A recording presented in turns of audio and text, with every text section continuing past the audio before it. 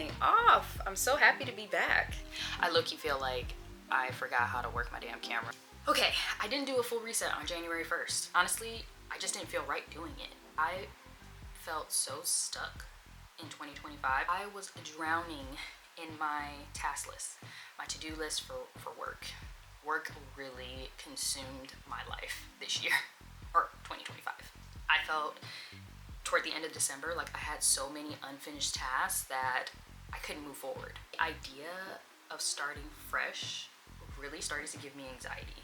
And honestly, it felt fake. I didn't feel like I was being true to myself and how I was feeling. I didn't want to visualize anything for 2026 or even the fucking next day.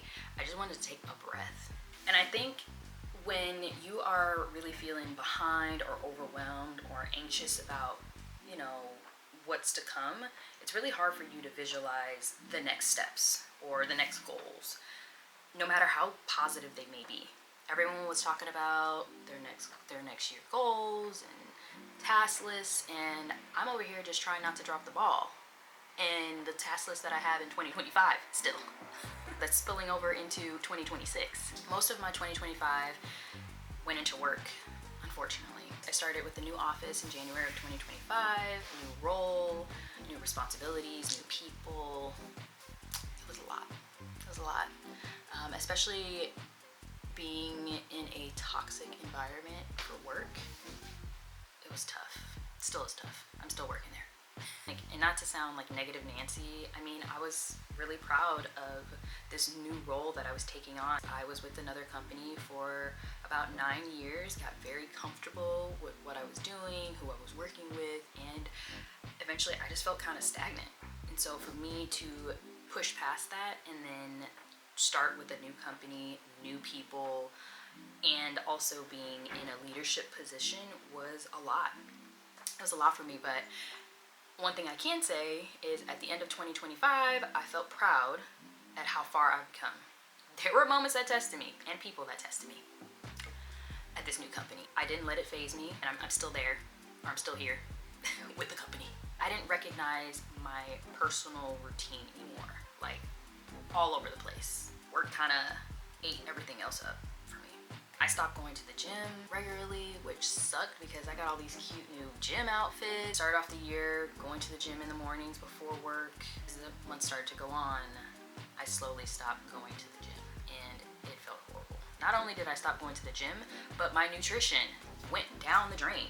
Like, I'm blessed that naturally I'm kind of skinny, but at the same time, I'm on that slippery slope where if I go too long without working out or eating right, I'm gonna be on the other end. And I don't feel good when I don't get to work out or eat properly. My energy levels need to be at a certain point. I need to be making sure that I'm eating the right amount of protein, fiber, greens a day. So that way, not only do I feel good, but I look good too. Like my skin started to do some funky stuff with it. It looks okay now. We're getting back there. But yeah, my nutrition took a shit. There were days where I was just surviving on matcha lattes and black tea and eating maybe one meal a day at dinner time really late and then going right to bed. So it was just this weird cycle toward the end of the year. By the end of the year, and I was not happy. I wasn't outdoors as much. Like, I love being outdoors. Like, something about being near the beach, touching grass excites me. It does. I love being in nature. It grounds me. That sounds cliche, but it does. And I didn't get to do much of that. And I'm not blaming anyone else but myself. And the creativity stuff, YouTube, TikTok, Instagram, I had no motivation, no discipline with it at all. I don't know if it was because of, work or everything else that was going on around me. Lost it. And part of that could be, the negative self-talk.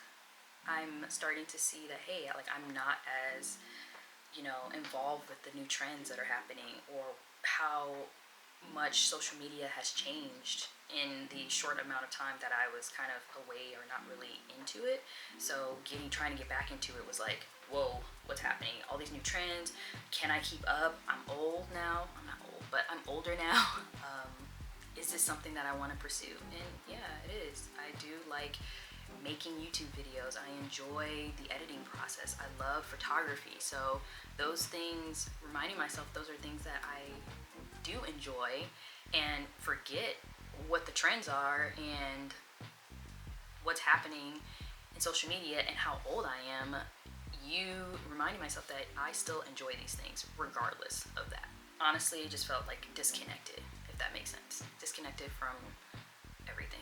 And I didn't have the desire to want to plan forward when I felt so behind in the present. I wasn't motivated, I was maxed out. So instead of forcing a reset because of the new year, because everybody else is doing a reset for the new year, I decided to just pause. I just needed a break and pause. I'm using this time, the first couple of days of January, to just take inventory instead of making promises, adding more deadlines to my already long ass list of deadlines. I took note of what drained me in 2025, what things that I missed that I wasn't fully present for in 2025, what needed to come back before I implemented anything new.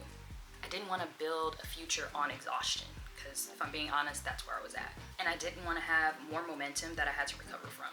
I just wasn't doing it. 2026 isn't about, for me, it's not about becoming someone new. It's literally about me finding myself again. So no reset, just reconnection. What are some of your goals for 2026?